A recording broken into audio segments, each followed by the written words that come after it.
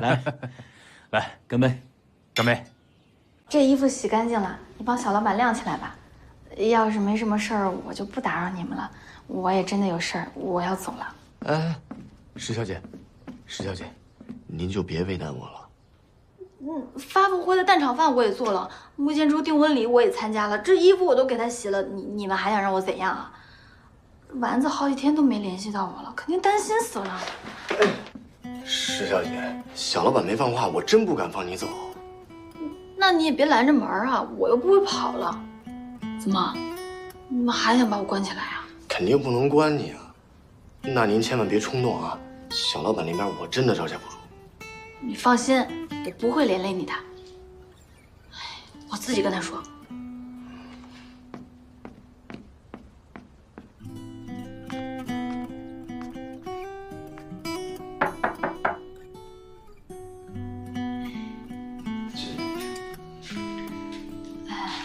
狗，你别生气了，我不干米生的事儿，是我求了他半天才同意我来找你的。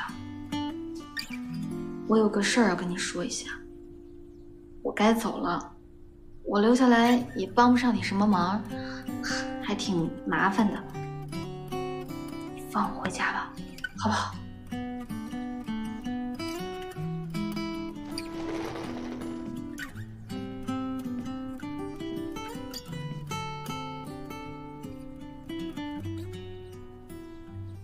石小年，这一次是我请求你留下来，因为你是查清楚我哥哥车祸唯一的线索。我答应过我妈妈，等这一切水落石出之后，我就放弃恩义，回到她的身边。但现在时机不成熟，我不能就这么放弃。放弃恩义？这不是你和你哥哥的心血吗？所以我希望你能够在我这里多待些日子。我不是要求你，而是请求，是拜托，你能帮帮我？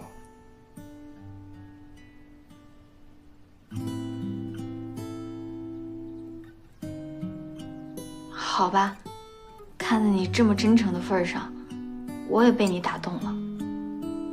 还有看在你带我去订婚典礼的面子上，人情换人情，我答应你，再留下来几天。不过就几天啊，击掌为誓，我怕你反悔。幼稚。这个很准的，那你不许反悔啊！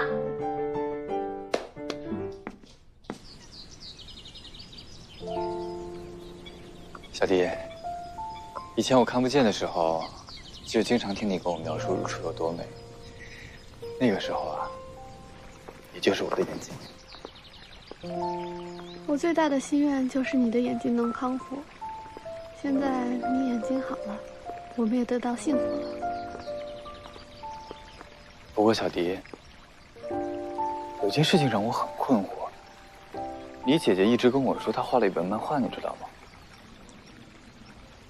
知道啊，我姐姐她一直想出版漫画，但是一直出版不了，所以她总会胡思乱想。可是我记得，你以前也很喜欢漫画，不是吗？是啊，长大了嘛，人都是会变的。小迪，你是不是有事瞒我？没有啊。石小念，你快把他忘了呀！你怎么这么没有出息啊？忘了他，忘了他。明天睁开眼睛，又是美好的一天，明天又是新的开始。石小念，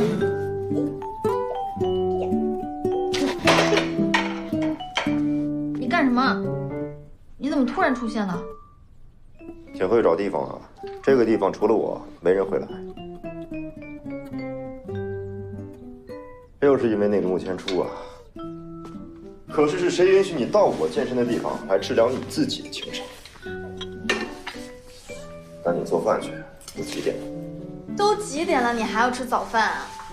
这就是我的早饭时间，以后每天这个时间你必须准时给我做早饭，听到没有？做就做，放手！反正我也得吃饭。什么你们人这是？对了，姐姐那边怎么安排的？公司杨总那边的项目已经交给董事会批阅了，董事会那边没有异议。那就好。穆总，有句话我不知道该不该说。没关系，说。杨总的项目是明年公司的重点项目，相当于有实权。您姐姐虽然分管着公司的其他项目，但是她又是公司除你以外的最大的股东，包括公司的很多元老级人物，还有杨总，都是您姐姐一手栽培出来的。你担心姐姐的权力超过我？杨总的提案虽然公司上层都已经同意了，但是公司内部的员工还有一些不理解，您要不要再慎重考虑一下？我之前失明的时候，都是姐姐在帮我打理公司。我现在手头上的项目呢，也有很多都有她的心血。你别担心，小迪也经常跟我说，要我们牢记在困难的时候帮助过我们的人。我要是这么做的话，小迪肯定第一个不高兴。你也是好心。对了，小迪现在还没拍完吗？没有，听说是在等日落。知道了。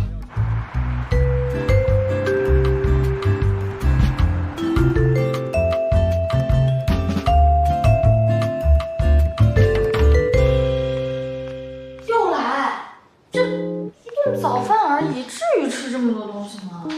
配备这么齐全，他家厨房也太大了，比我家都大，浪费。不喜欢吃饭，不代表用不着厨房啊。万一哪天我派上用场了怎么办？比如说现在，你有什么问题吗？我就是觉得你吃顿早饭用这么多食材太浪费了。这个随你，我只需要在我上班之前吃到一顿满意的早餐就行了，其他都不够。吃，撑死你！我给你做出1年的量，吃吧。哼，这么多东西，你早上能吃下吗？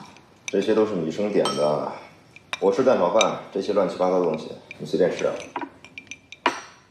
那我可以尝尝。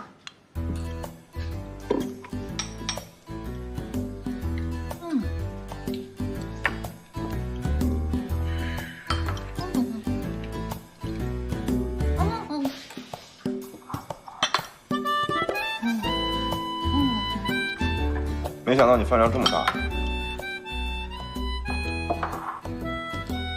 还有，这蛋炒饭你太少了吧，根本不够我吃的。下次你多做点。谁知道你只吃蛋炒饭呀？你这么多样，你不多吃点，你只吃蛋炒饭。让你做你就做。你还得吃完呢。你真的不错呀，你不尝尝这些吗？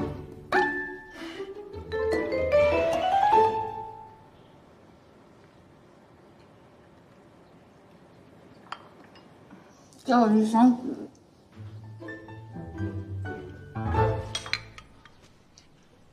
这是。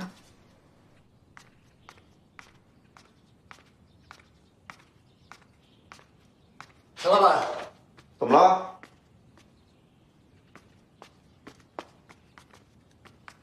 陈总说有几个股东在公司会议室等你，已经等了一会儿了。怎么这么着急啊？他们好像是要讨论公寓先生股权的问题。准备车子，去公司。今天晚上有个大片上映，你要去看吗？不去了。龚总好。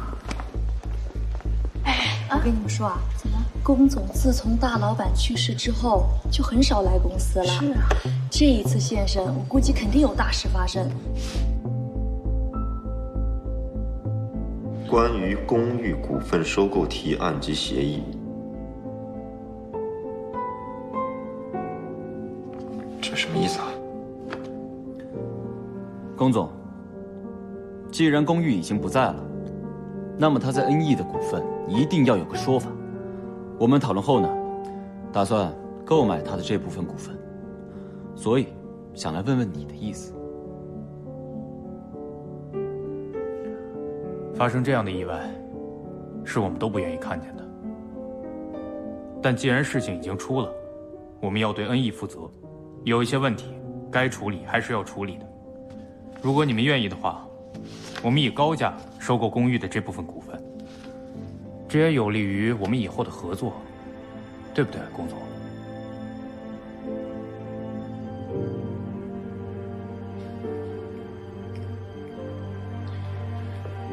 家的吴董，我知道二位的意思。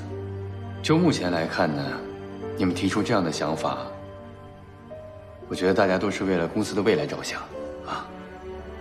只是这件事儿，慎重为上吧。股份是个大问题，大家应该先讨论讨论，再做决定。龚总有什么意见都可以说。这种大事我们放在桌面上，也是想和你多多沟通嘛。我不同意啊。龚总可以先看看我们的提案书，我们会给出你满意的价格，或者有什么条件，你也都可以提。我不需要，我不允许任何人分割他的股份。那你认为，公寓这部分股权一直悬而未决，就是对恩义负责任的表现了？那我也请你给我们这些股东一个交代，恩义想往哪个方向发展？一般来说，公寓去世之后，他家恩义的股权将会转让给第一继承人父母。但到目前为止，龚先生、龚太太都没有就股权的问题做出任何表态，我们也不可能替他们做决定。再者，公寓刚出这样的事儿，我们就在龚总面前提股权转让的问题，不太合适吧？陈总说的在情在理。小欧，话说回来啊，嘉东吴董提出这样的想法呢，也是为了日后的合作。我相信他们没什么恶意的。这件事儿主要是看你的态度，能谈就谈，你也别想太多。我哥才刚去世，你就这么着急的瓜分他的股份？这难道是好意啊？你什么意思啊？什么叫瓜分啊？你们也别费尽心思写这个提案来问我了。我的意见很明确，还有以后像这样的会议，最好提前预约，否则我有不参加的权利。嗨，各位，今天谈这样的事呢，确实有点为时过早。吃得好饱呀！完了，吃香烟就完了。好几天不见我了，你能不能说点好的呀？你看看你现在啊，完全是一副家庭主妇的样子。当初我慧眼识英雄，在几百个漫画家里面把你挑出来的灵气已经荡然无存了。你说什么呢？咱俩不就是艺考班同学吗？喂，你好歹配合一下，别那么现实。丸子，前天公欧带我去了千初和石迪的订婚典礼。什么？你去了？你这么大的事儿，你怎么没跟我说呀？我真的是去了以后才想明白了很多事儿。我原来对很多事情都抱有太美好、太好的幻想了。原来我对自己、对漫画、对爱情都盲目自信、盲目期待。你也不能这么说吧。我正好是躲在公欧家的这几天想明白了这些事儿。你说的对，我不能总躲在公欧家给他做饭。说好听点儿，我是帮他；说不好听的，我就是在做他的米虫。所以我是想找个好工作，赚钱养活自己。找工作呀，找工作我这倒是有，但是你一个学画画专业的，总不能去干那些粗活累活吧？我无所谓，什么粗活累活我都能干，只要能养活自己。哎，我这次来不是来帮你找工作的，我的本意是想让你重新画画。可是丸子，我想了一下，我可能真的不具备通过画画能养活自己的资本。我原来觉得我那个漫画，无论从漫画角度还是情感角度，它都是很有价值的。可是现实呢，它却一文不值。唉，所以原来我真的太天真了，都这么大人了，卡里都没点积蓄。哎，你也别这么想。不过你放心，我肯定不会放弃画画的。为了赚足生活低保，为了重拾我的漫画梦想，什么脏活累活我都愿意坚持。加油，加油，加油！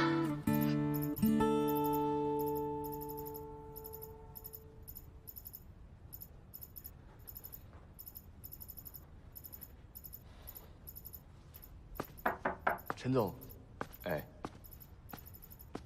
肖老板，那没什么事儿，我先出去了。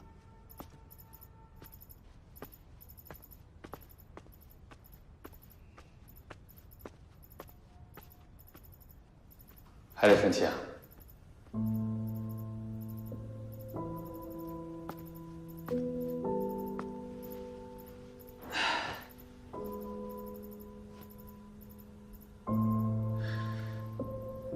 小欧，其实有些话没必要说的那么硬的。有什么不对吗？没有啊，你也听得出来，我是站在你这边的。我觉得这件事上他们做得非常欠妥，不管是出于股权份额也好，还是出于个人感情也好，这一次我非常尊重你的选择。是吗？当然。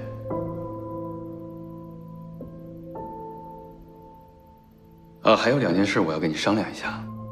第一件，股东们对于总裁的位置悬而未决，一直是非常不满的。现在咱们的股价已经开始下跌了，外面对我们有很多的质疑和猜测。如果再这样拖下去，对恩义将会是致命的打击。还有一件就是，之前那场发布会反响不是很好，你也知道，股东们觉得适当的宣传是非常有必要的，所以市场营销那边给了一个全新的宣传方案，希望咱们能够尽量的配合一下，我们做一下宣传，减少负面的损失。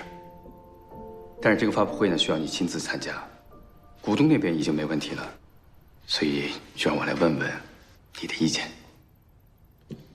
你肯定知道我的想法呀，恩义总裁的位置和公寓的股份是2码事，没有必要牵扯到一起。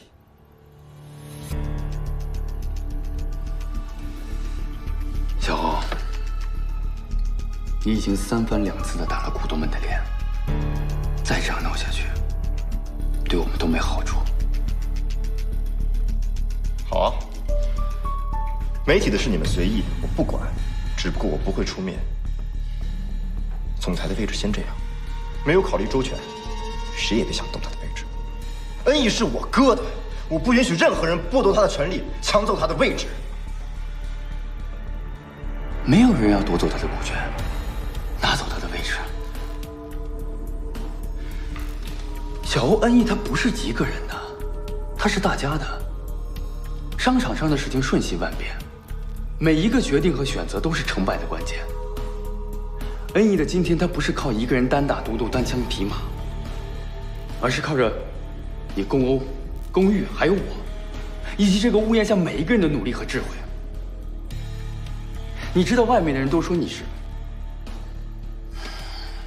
扶不起的阿斗，你可以不在乎他们的看法，但你不能不在乎你哥的心血。我相信你一定不想他失望吧？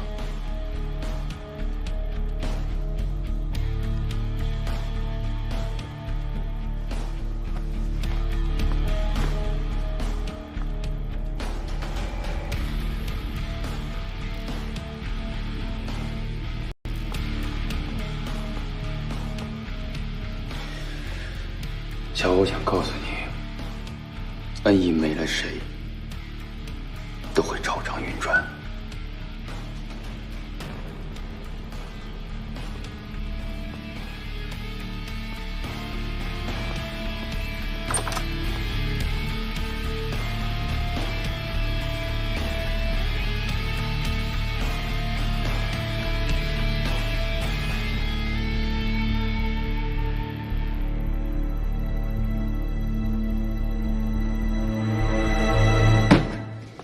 迪啊，刚刚订婚，马上就提结婚，是不是太快了点啊？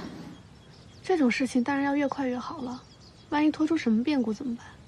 再说石小店那颗定时炸弹在哪儿，我可放心不下来。要不这事儿让你爸爸去说好不好？我爸，你让我爸去说，我这辈子都别结婚了。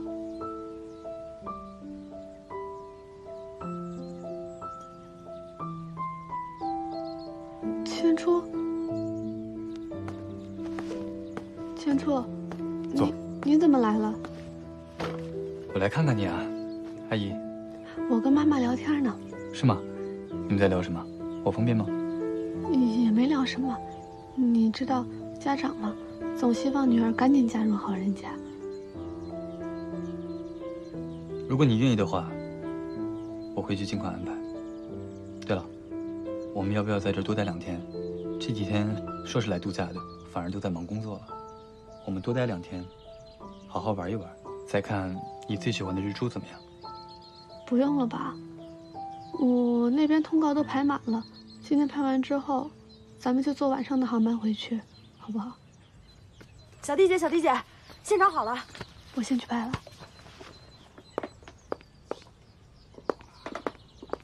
从今天起，我们就划清界限，我不会再出现在你们生活里，也烦请你们不要再来打扰我。请你告诉小弟，不要试图再来抢走我的任何东西了。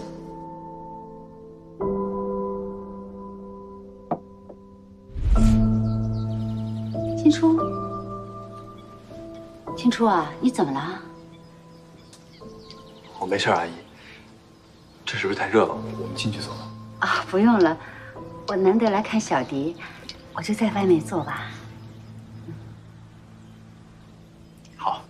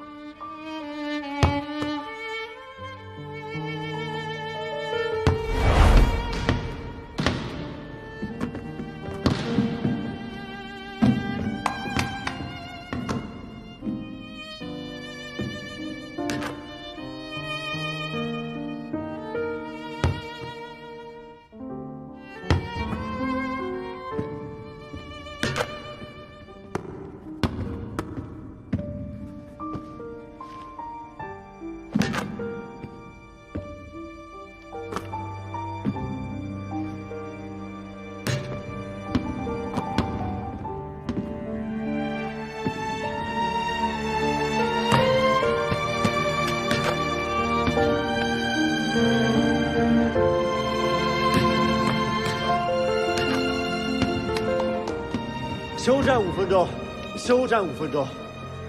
哥，我今天真的打不过了。不要这么轻易放弃我。我再试一次，怎么知道你不行啊？再来。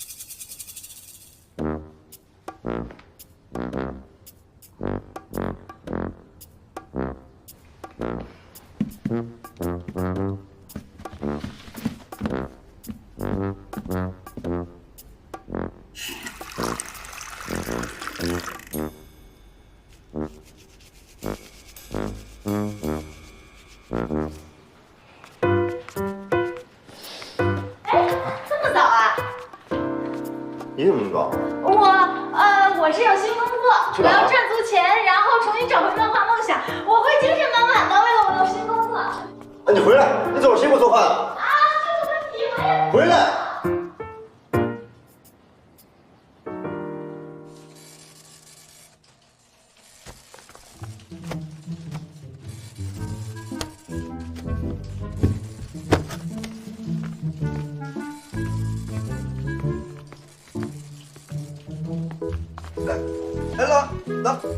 老婆，你怎么来了？你可以啊，趁我不在还给我找个小姑娘，我看你是不是胆固醇过高，搞得胆儿也肥了。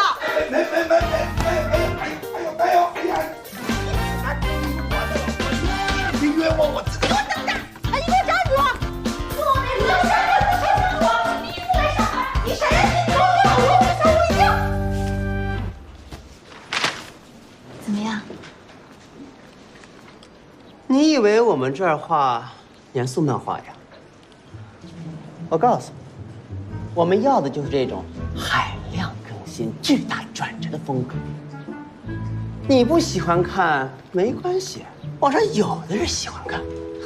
再说了，你一个小的枪手，画就得了，哪来那么多意见呢？我只是想小的提高一下我们漫画的质量。你以为你是谁呀？初稿的时间马上就到了，我可没有功夫在你这儿整这些有的没的，提个质量，好清高哦。爱画画，不画滚！滚就滚！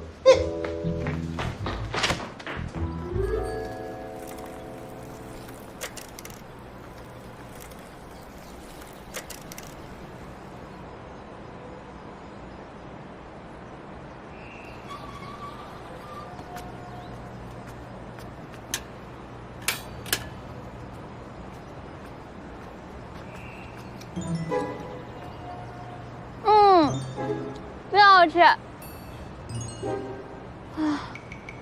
这个月1分钱要掰成2半花了。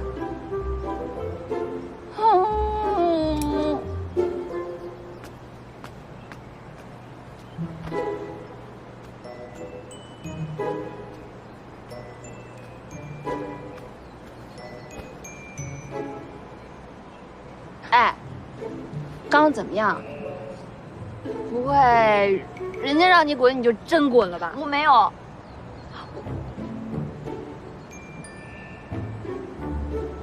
你说我是不是太草率了？没办法，遇到漫画的事我是真来气了。石小念，咱们俩说好的，为了钱，什么都能坚持呢。啊，小念，蛮子。你觉得我是不是活得特别失败？穷就算，我还矫情。哎，那不叫矫情，那叫有原则。哎，不过说实在的，遇到你们这种性骚扰、三观不合的上司，的确没得干。矫情说不上，倒霉你倒是真挺倒霉的。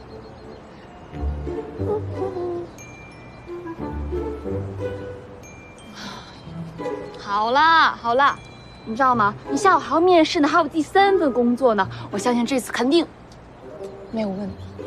知道吧？石小念，走了，起来，起来，起来，加油，走。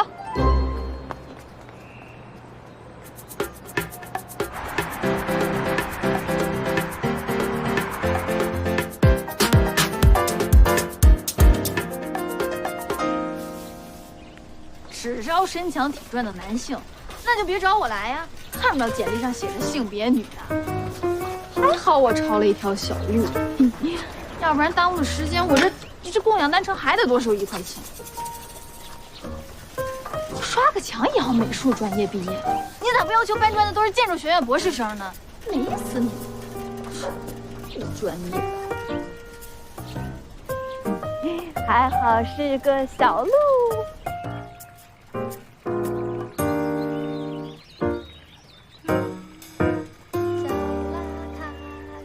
小邋遢，啦啦啦啦。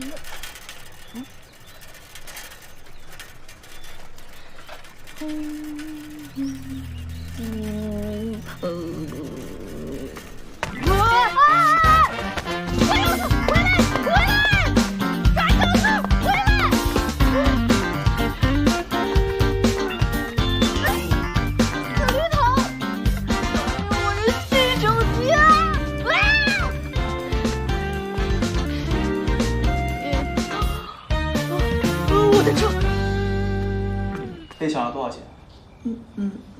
没丢钱。那还丢了其他什么东西？我还在失业呢，都没小偷有钱，就丢了一个手机。不是你说你们这些年轻人啊，一点防范意识都没有。我们天天宣传不要把背包背在后面，不要把手机放在兜里，不要边走路边听歌，你们就是不听。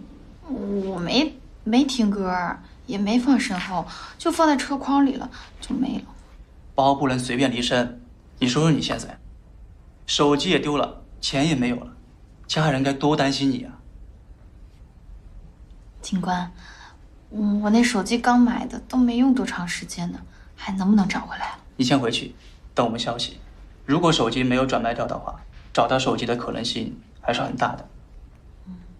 好，谢谢。要是没什么问题的话，在这儿签一个字吧。记住，不要太着急，有什么消息，我会通知你的。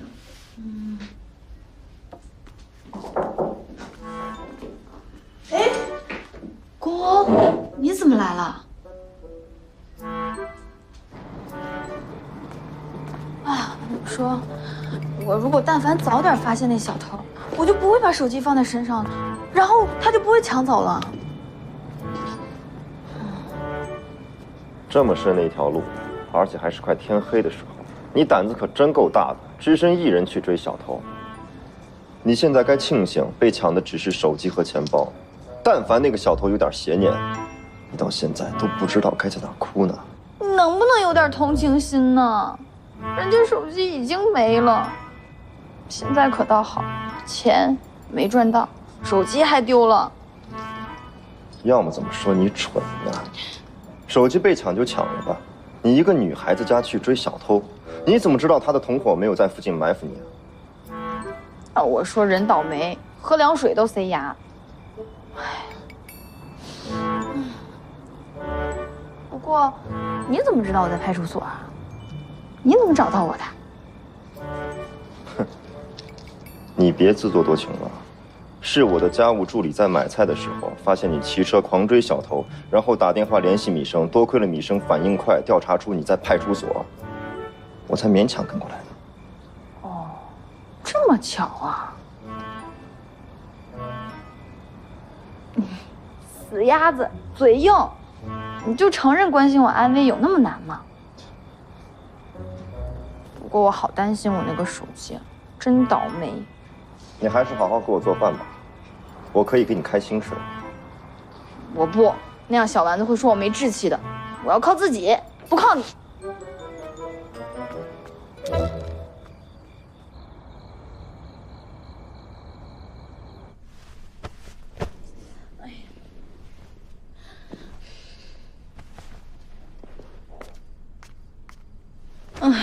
石小念呢，石小念，你简直是太没用了，手机也丢了，工作也没了，你现在是不是除了蛋炒饭以外什么都不能做了？哎呀！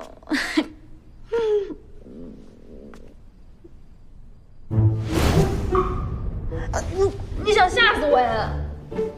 谁批准你在我家里大呼小叫的？这是给你的新手机，上一次你的手机坏了，我有责任，就当是对你的补偿吧。还给你，我可不要！你这手机都有监测系统的，我可不想我查的内容都在你的眼皮子底下，那样我就一点隐私都没有了。哼，原来你是在担心这个呀？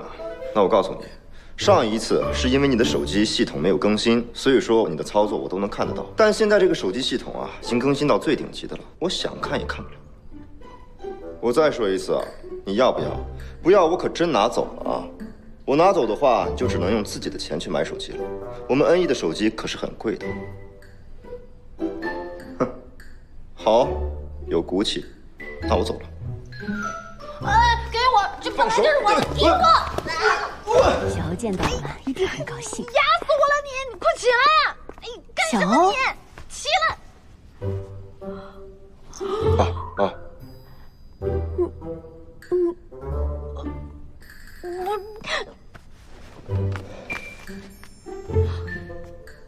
伯父伯母好。不是你们想的。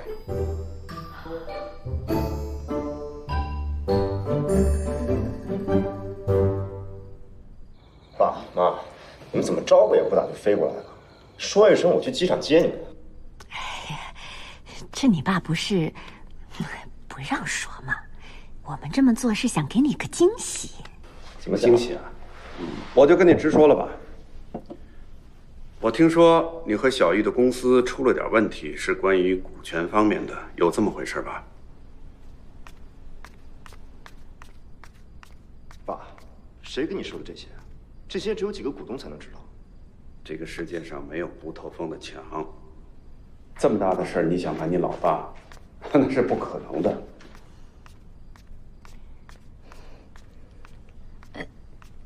吃点水果。小欧，你不打算介绍这么可爱的姑娘给我们认识吗？她是我女朋友。女朋友？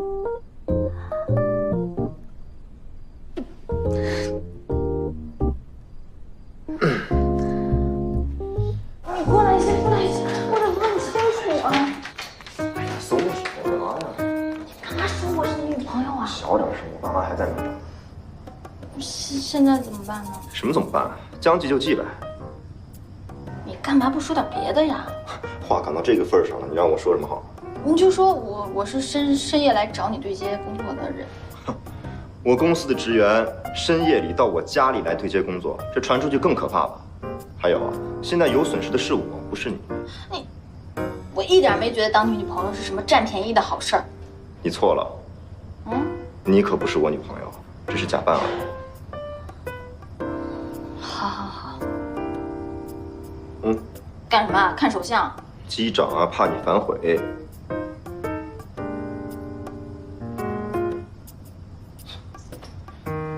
帮我准备一份甜品。占我便宜，让我当你女朋友，还让我给你准备甜品，我给你下药。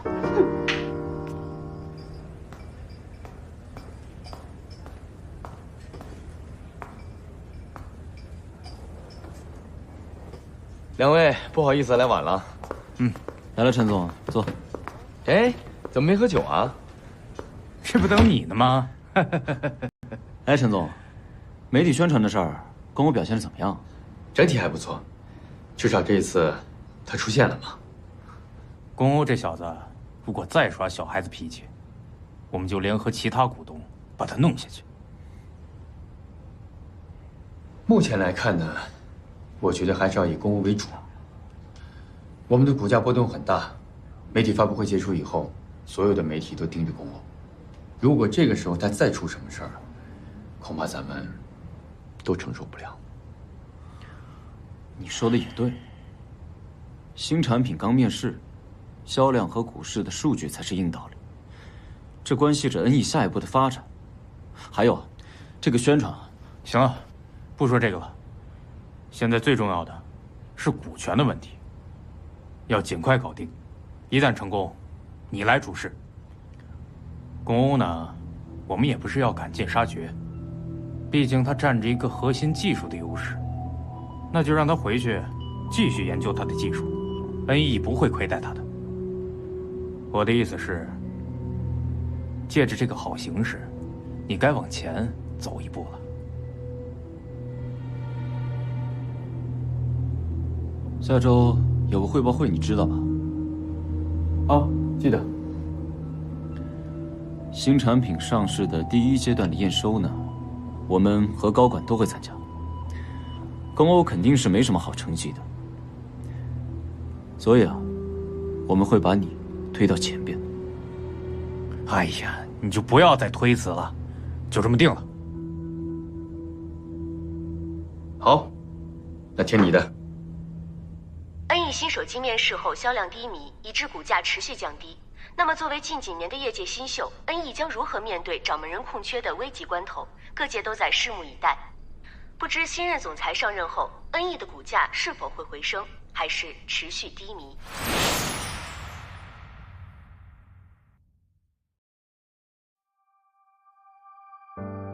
我们都走过时光的堤岸，谁不是水面另一个倒影？颠倒悲喜，学会遗忘记起，风试着将波折抚平，我试着将一切抹去。我和你之间有透明的墙，借你目光探索柔软的窗，颠倒沙漏，是否能倒转时光？你拒绝牵手的邮件，装着送你的全世界。你和我之间有透明的墙，借你目光探索柔软的窗，颠倒沙漏，是否能倒转时光？你拒绝牵手的邮件，装着送你的全世界。要给就给完全，要收就收全部。可是烟太潦草，领悟太仓促。那一段路，我们颠倒无数。这一场